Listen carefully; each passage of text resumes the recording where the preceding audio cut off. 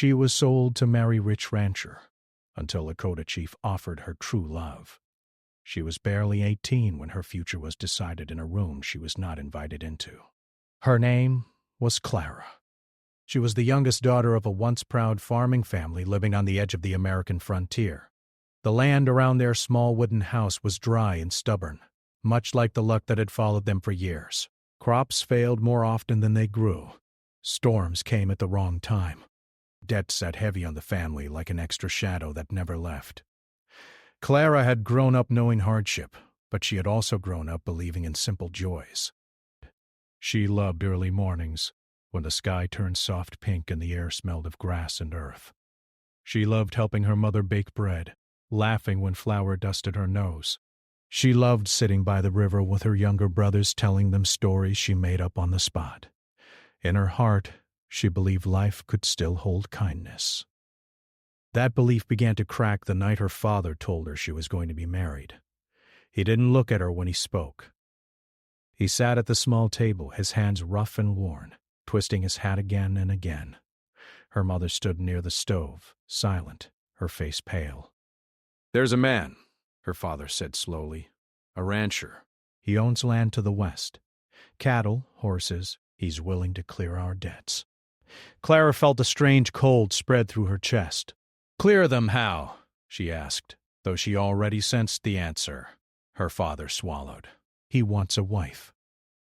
The room felt suddenly too small. Clara's ears rang as if she had stepped into deep water.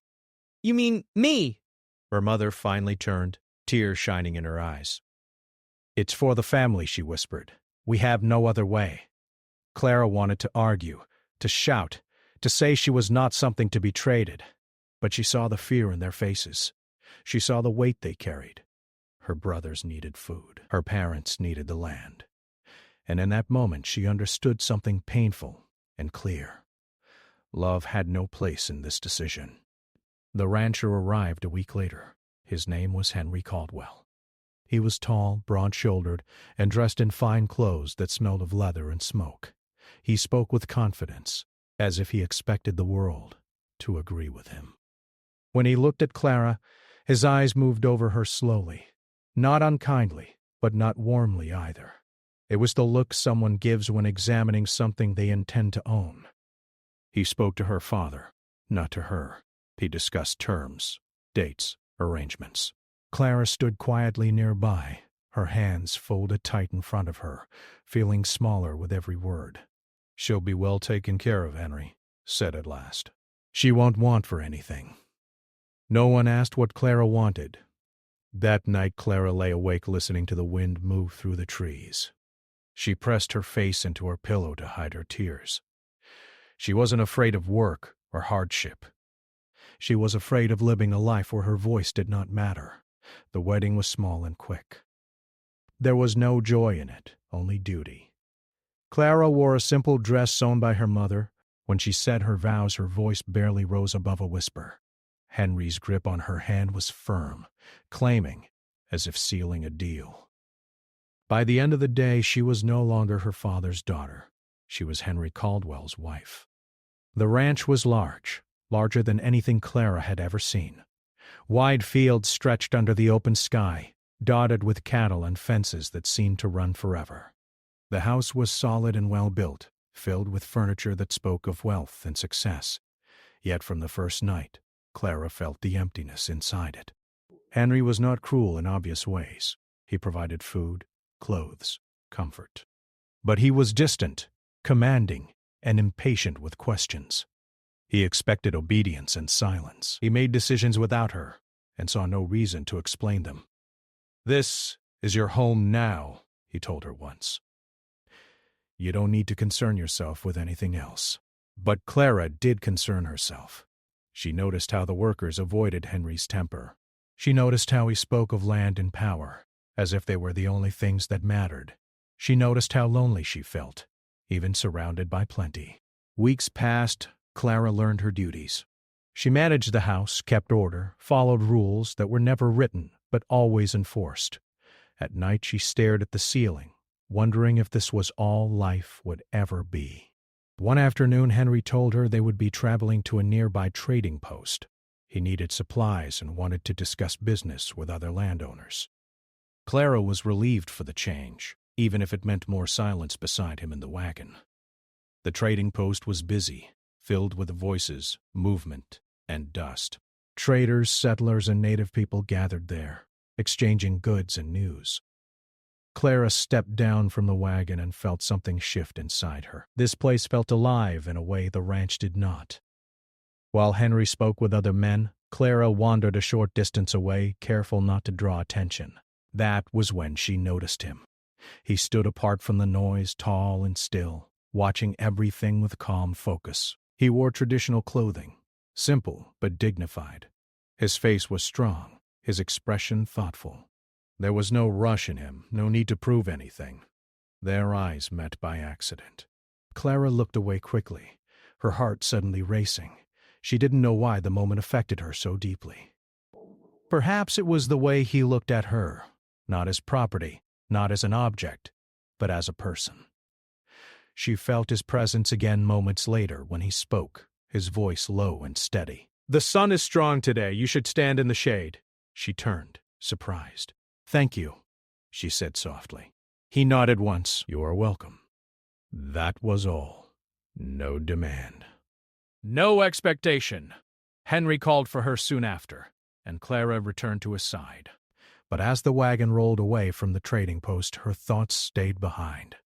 For the first time since her marriage, Clara felt something stir inside her, something she had nearly forgotten. Hope. She didn't know then that this brief meeting would change her life. She didn't know the man was a Lakota chief, respected and bound by honor. She only knew that in a world where she had been sold without choice, someone had seen her without trying to own her. Life on the ranch settled into a quiet routine. But for Clara, quiet did not mean peaceful. Every morning began before sunrise. She rose from bed carefully so as not to wake Henry, dressed in silence, and went about her work. She oversaw meals, checked supplies, and made sure the house ran smoothly. The workers respected her position but kept their distance, unsure how much kindness was allowed in Henry Caldwell's world. Henry liked order. He liked things done his way and on his schedule. When Clara followed his rules, he barely noticed her. When she asked questions, his patience thinned. "You worry too much," he told her once when she asked about repairs needed in one of the workers' cabins. "Leave those matters to me." Clara learned quickly that peace came from saying less. Still, her mind refused to stay quiet. At night, when Henry fell asleep, she stared into the dark and replayed the memory of the trading post. The calm voice, the steady eyes, the way she had felt like a person again, if only for a moment. She scolded herself for thinking of it. It was foolish, dangerous. She was married now. Her life was decided. And yet, the feeling did not fade. A month later, Henry announced another trip. There were disputes over land boundaries near the river, and representatives from nearby settlements and tribes were expected to attend a meeting. You'll come with me, Henry said. It's important you're seen. Seen. The word sat oddly with Clara. She nodded without comment. The gathering took place under an open sky near the riverbank. Horses were tied nearby, and groups stood talking in measured tones. Clara stayed close to Henry at first, listening as he spoke of land, fences, and ownership. Then she noticed him again. He stood with several others from his people, listening more than speaking. When he did speak, those around him paid attention. His presence carried quiet authority. Their eyes met once more. This time he inclined his head slightly in greeting. Clara felt her breath catch. She returned the nod before she could stop herself. Later, while Henry was deep in discussion, Clara found herself walking toward the river's edge. She told herself she only wanted fresh air. The Lakota chief approached, stopping a respectful distance away. "The river is calm today," he said. "It listens better when the wind is gentle." Clara wasn't sure how to respond, but she felt no fear. "It's beautiful," she said. "I used to sit by the river near my home." "Used to," he repeated softly. "Yes." They stood in silence for a moment, watching the water move steadily forward. "My name is Tatanka Luta," he said at last. "Some call me Red Elk." "Clara," she replied. He smiled faintly. Names matter. They spoke little, yet the space between words felt full rather than empty. He asked where she was from. He listened when she answered. He did not interrupt. He did not rush. When Henry's voice cut through the air, calling her name sharply, Clara startled. "I should go," she said. Red Elk nodded. "Go in peace." That evening, the meeting ended with no clear resolution. Henry was irritated, his mood dark as they traveled home. Clara remained silent, but her thoughts were loud.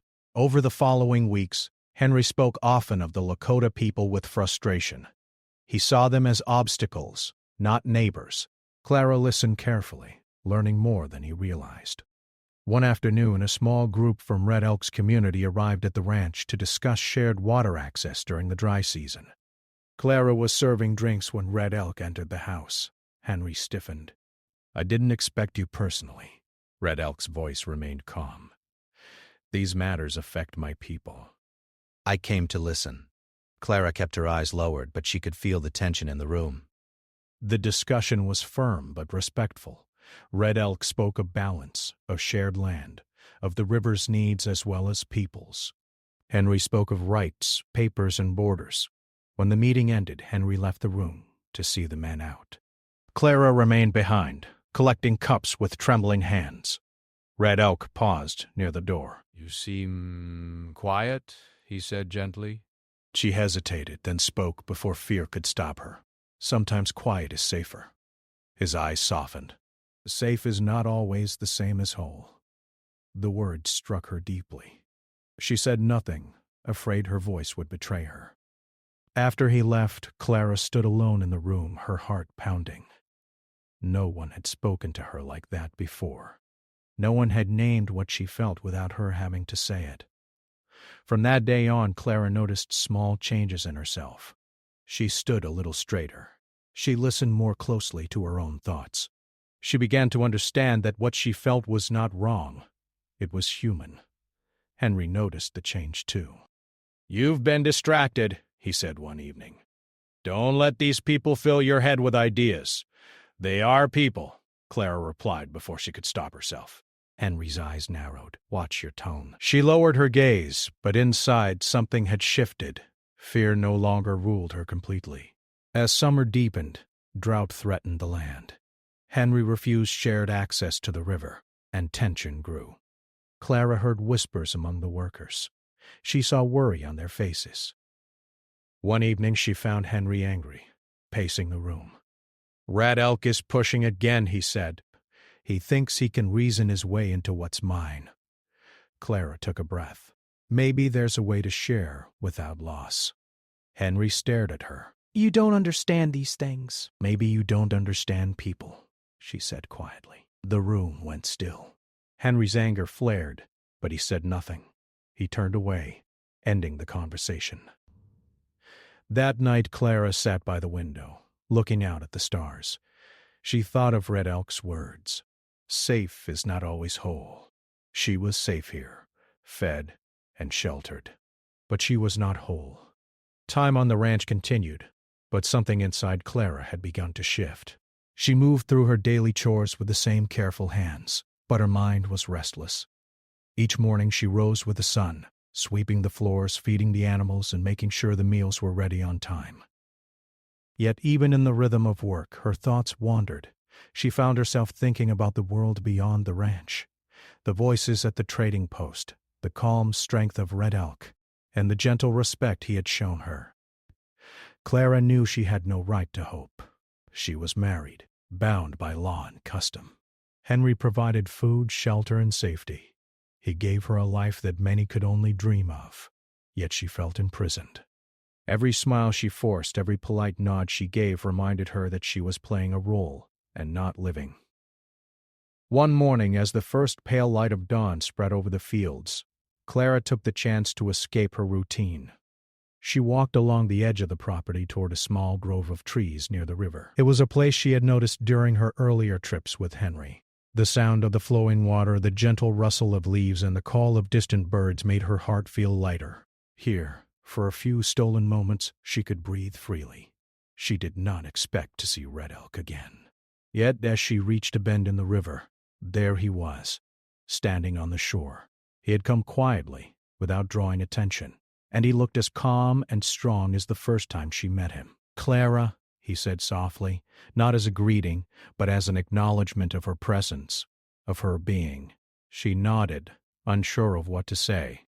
Words seemed small, inadequate. "Hello," she managed finally. He smiled faintly. "It is good to see you here." They stood in silence for a moment, watching the water move over stones and around fallen branches. Clara noticed how steady he was, how he seemed in harmony with the world around him. She felt both nervous and comforted by his presence. "You do not have to speak if you do not wish," he said. She shook her head. I like to listen.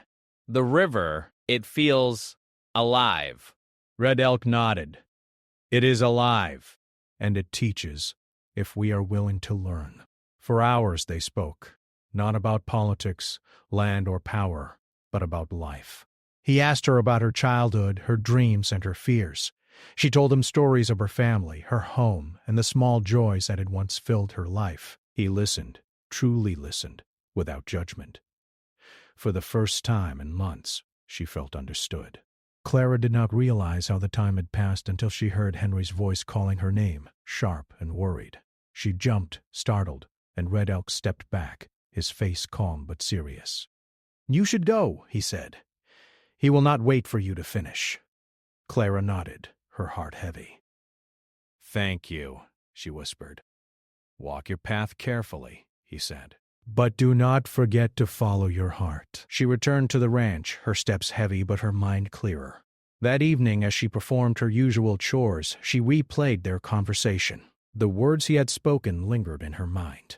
Walk your path carefully, but do not forget to follow your heart. Days turned into weeks, and Clara found herself looking for reasons to encounter Red Elk. She told herself it was harmless curiosity, a moment of relief from the oppressive rules of the ranch. Yet each meeting, each brief conversation, chipped away at the fear and doubt that Henry had instilled in her. She began to see life not as a set of obligations, but as a series of choices. Choices she could make if she were brave enough. Henry, meanwhile, remained as commanding as ever. He watched her closely, noticing the subtle changes in her posture, her manner of speaking, and her expression. "You are thinking too much," he said one morning, anger hidden beneath his calm voice. "Focus on what must be done." "I am," Clara replied, her voice quiet but firm. "I always do what must be done." Henry did not respond, but Clara saw the flicker of frustration in his eyes. He was used to compliance, not quiet defiance. One afternoon, a messenger arrived with news from the nearby trading post. There was an urgent issue concerning land use, and Henry was expected to meet with both settlers and members of Red Elk's community. Clara was asked to accompany him. During the journey, Clara's heart raced. She had no plan to speak to Red Elk, yet she felt drawn to him. When they arrived, the discussion was tense. Henry spoke loudly, insisting on his rights, while Red Elk spoke calmly, pointing out the balance needed for survival and respect for the land. Clara stood at the edge, observing.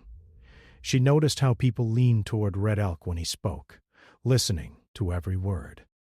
She realized that true leadership was not about force or wealth, but about understanding and respect. Later, when Henry was distracted, she stepped aside and found Red Elk waiting nearby. "You are brave to be here," he said. Clara smiled faintly. "I had no choice. But I am glad to see you." They spoke again, cautiously, sharing stories and thoughts. Red Elk spoke of his people's traditions, the importance of honor, and the wisdom of the land. Clara shared memories of her family, her fears, and the small joys that kept her spirit alive. She did not speak of love, not yet, but a bond was forming, quiet and profound. The journey back to the ranch was heavy with tension. Henry was displeased with the outcomes of the meeting, and his anger simmered beneath every word he spoke. Clara felt it, and yet she did not shrink. Something inside her had awakened. Weeks passed, and Clara noticed subtle changes around her. She observed the workers more closely, noticing their struggles and their small acts of kindness. She began to help in ways that were not expected of her, quietly improving their lives without drawing attention. Each small act gave her courage. Each small act reminded her that she could make choices that mattered. Red Elk continued to appear in her life, sometimes briefly at the trading post, sometimes in quiet moments along the river. Each encounter strengthened her understanding of herself. She realized that life could be more than obedience and survival. Life could include respect, joy, and connection. One evening, as Clara watched the sun set over the fields, she felt a deep sense of longing. She longed for freedom, for a life where her voice mattered. She longed for a love that was chosen, not forced. And she longed for the courage to follow that path, even if it meant facing danger, disappointment, or heartbreak. Henry noticed her distraction that night. "You are not fully present," he said. Clara met his gaze, steady and calm. "I am present," she replied. "I am learning." Henry frowned. "Learning is not needed here. Obedience is." Clara said nothing, but her mind was made up. She would not remain silent forever. She would not let her life be decided for her. As the weeks turned into months, Clara found herself thinking less about fear and more about possibility. Each meeting with Red Elk was a reminder that life could be lived differently. Each conversation, each shared moment, taught her that true strength came from understanding and compassion, not control and dominance. And so, Clara began to prepare, not physically, but emotionally.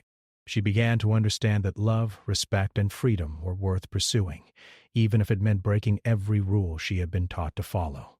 The transformation within her was quiet at first, almost invisible. But as summer drew to a close, it became impossible to ignore.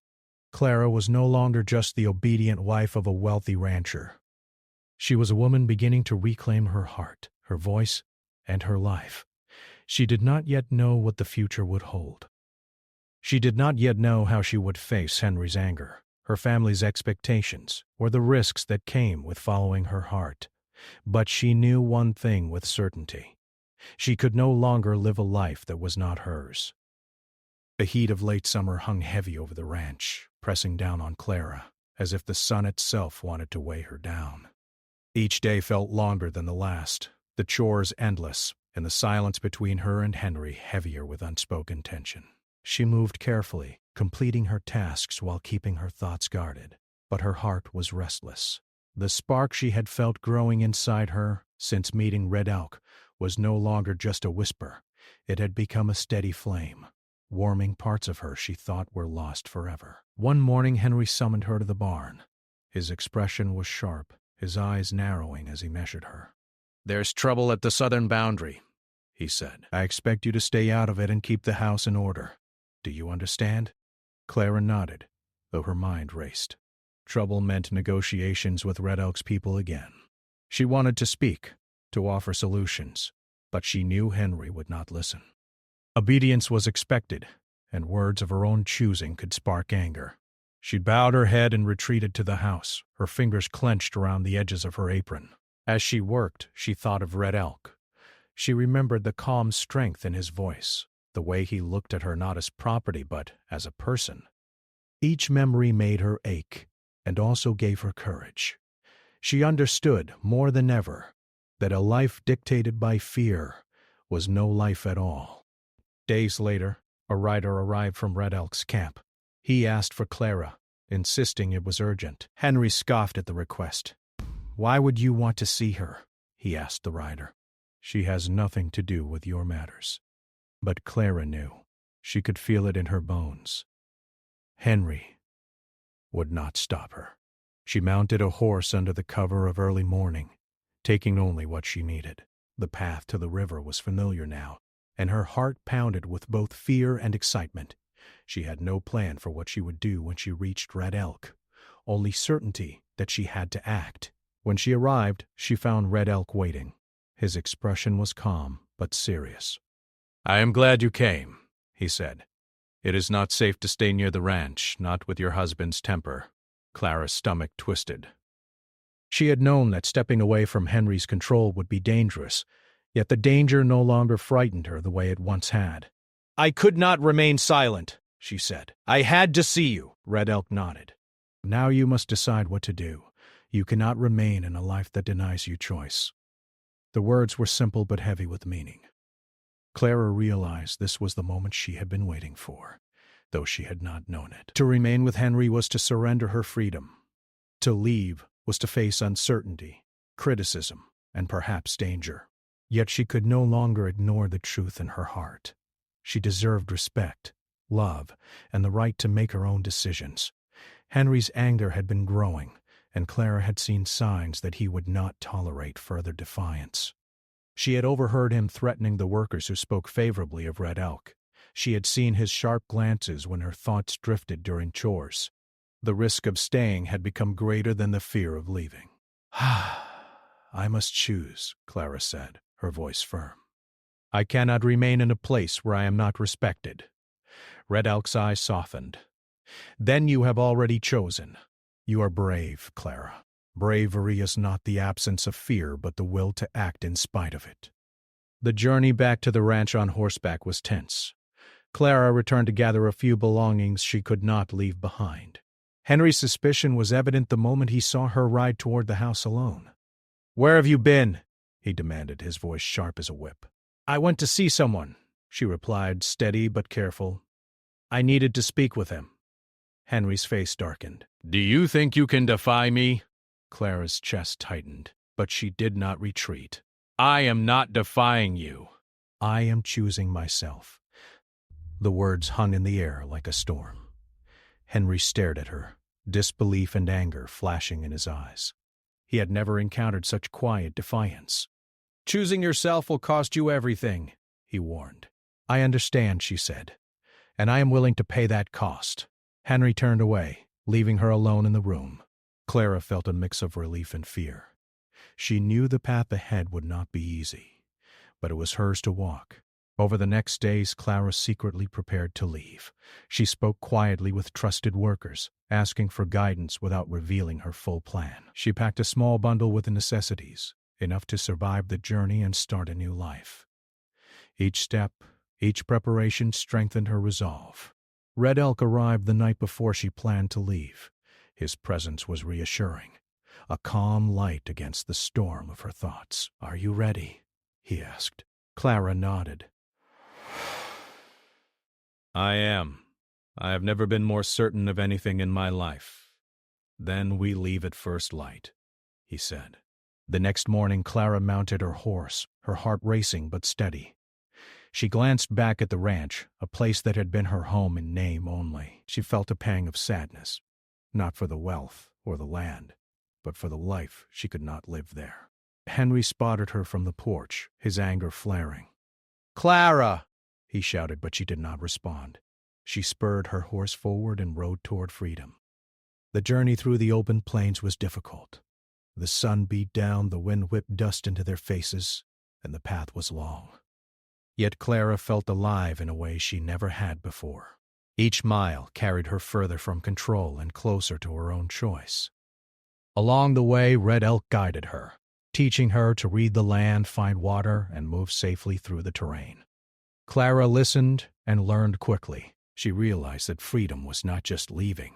It was learning to navigate life on her own terms. That evening, they camped near a small grove.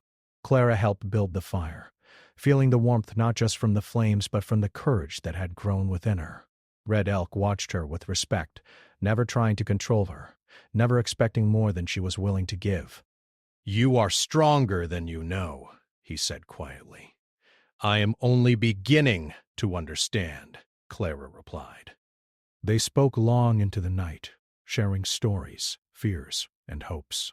Clara realized that she had never known a connection like this, one built on trust, respect, and choice. It was a stark contrast to the life she had left, where obedience was demanded and her voice was silenced. The following days were not without danger. Word of her departure spread, and Henry's anger became known through travelers and scouts. Clara and Red Elk had to avoid certain paths and take care to stay out of sight. The fear was real, yet it did not overpower the hope that guided her. One morning as they rested near a stream, Clara spoke of her family. "They will be angry," she said. "They will feel betrayed." Red Elk nodded. "Perhaps. But a life without choice is a betrayal to the self. You must follow your heart, even when others cannot understand." Clara thought of her parents, her brothers, and the ranch. She thought of the debt, the property, and the expectations that had bound her. And then she thought of the river, the wind, and the calm strength of Red Elk's presence. Her heart had made its choice. When they finally reached the edge of the Lakota settlement, Clara felt a sense of relief she had never known. She was surrounded by people who lived with honor, respect, and freedom. She was no longer the wife of a man who saw her as property. She was herself. The chief's people welcomed her cautiously, curious about the young woman who had taken such a risk. Clara learned quickly to move among them, respecting their customs, their traditions, and their land. She was a guest, but also free to make her own life. Red Elk guided her through each step, never pushing, never commanding. He offered advice, support, and friendship. Slowly, Clara began to understand that love, true love, was not possession. It was respect, partnership, and choice. Months passed and life settled into a new rhythm. Clara worked alongside the community, learning, helping, and finding joy in small victories. She was no longer silent. She spoke her mind, made decisions, and lived with the knowledge that her life was hers to shape. Henry never came. Clara heard rumors of his anger and disappointment, but they did not reach her heart. She had left fear behind, choosing courage instead. One evening, as the sun set over the plains, Clara sat by the fire with Red Elk. She felt a peace she had never known. Her heart was full, not of wealth or power, but of freedom and love. She understood now that the greatest wealth was not what one owned, but the life one chose to live. Clara woke with the soft light of dawn spilling over the horizon. The air was fresh, carrying the scent of earth, river, and wildflowers. For the first time in her life, she felt truly at home. She rose slowly, savoring the quiet moments before the rest of the settlement began their day. The rhythm of life here was different, steady, alive, and full of purpose. She stepped outside and saw Red Elk tending to the horses nearby. He looked up and smiled when he saw her. It was a smile that carried no expectation, no demand, only acknowledgement and warmth. Clara felt her heart lift. The days settled into a rhythm, not because of routine, but because they chose to live intentionally. Clara learned to work alongside the community, helping in small ways at first. She carried water, prepared meals, and assisted with tending crops. She also learned from the women and men around her, their stories, their wisdom, and their respect for the land. Each day she grew stronger, more confident, and more at peace with the choices she had made. Red Elk was always nearby, not as a shadow over her life, but as a partner walking alongside her. He taught her how to move with the land, to understand the weather, and to see the subtle signs of life in plants and animals. He never asked for her obedience. He asked for her attention, her thoughts, and her care. In return, he gave hers. Clara began to notice changes in herself she had never imagined. She laughed more freely, spoke more boldly, and dreamed again. The fear that had once held her in place melted away like frost under the morning sun.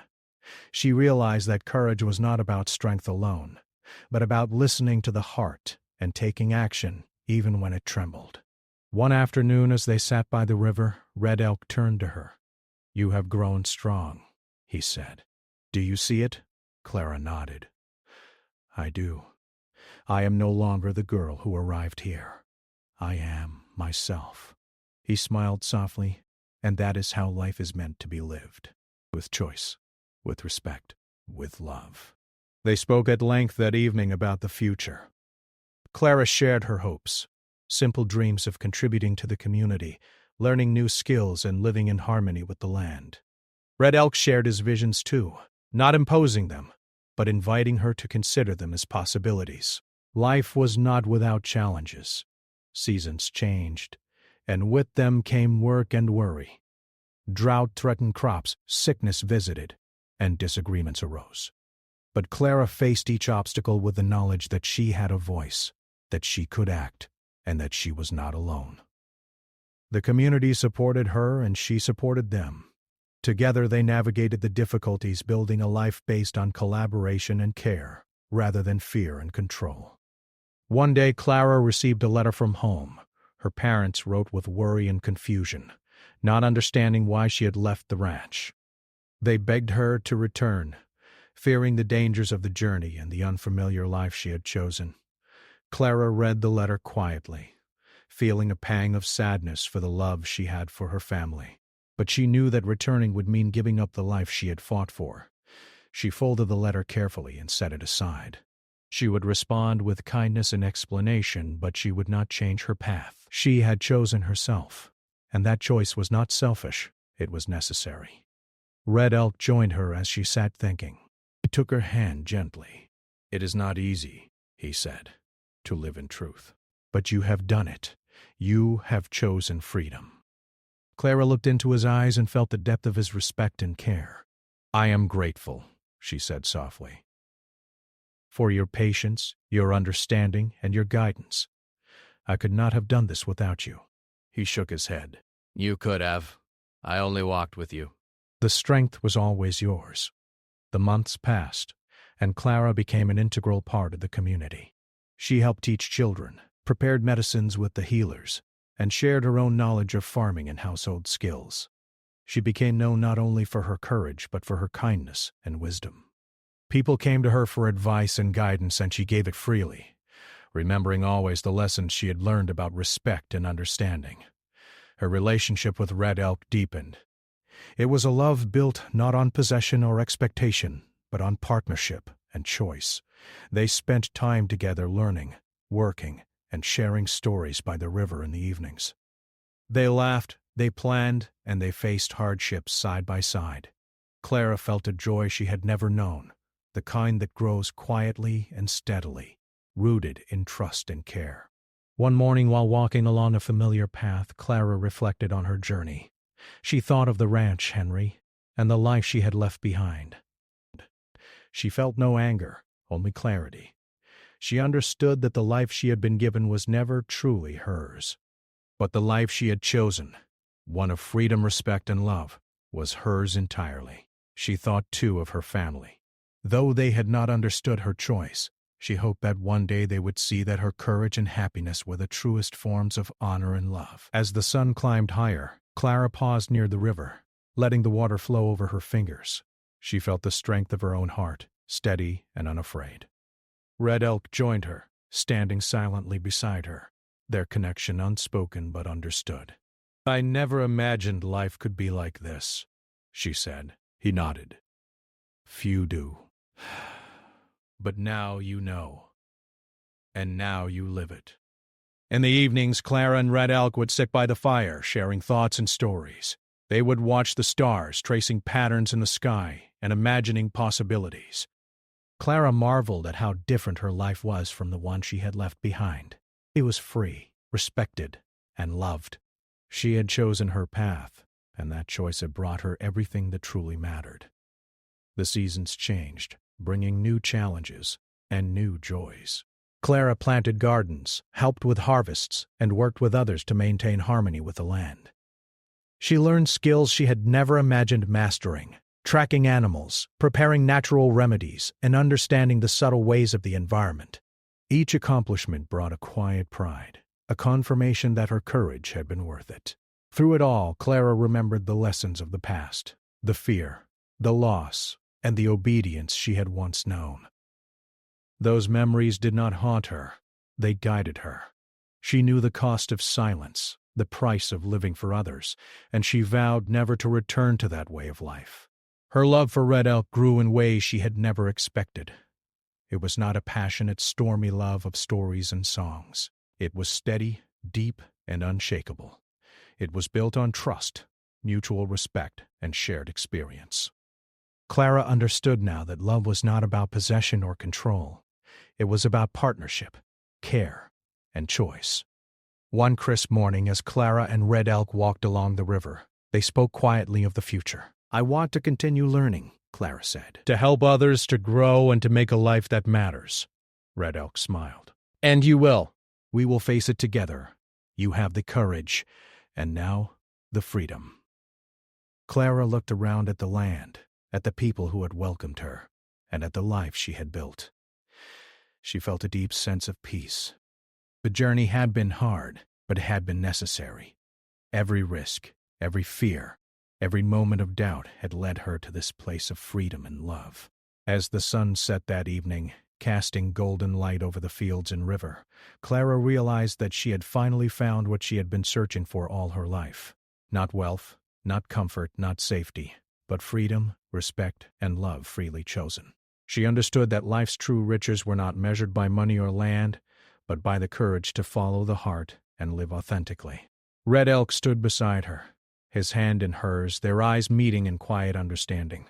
Clara smiled, a smile that carried relief, joy, and confidence. She was no longer a girl bound by obligation and fear. She was a woman who had chosen herself, who had embraced love, and who had built a life filled with meaning.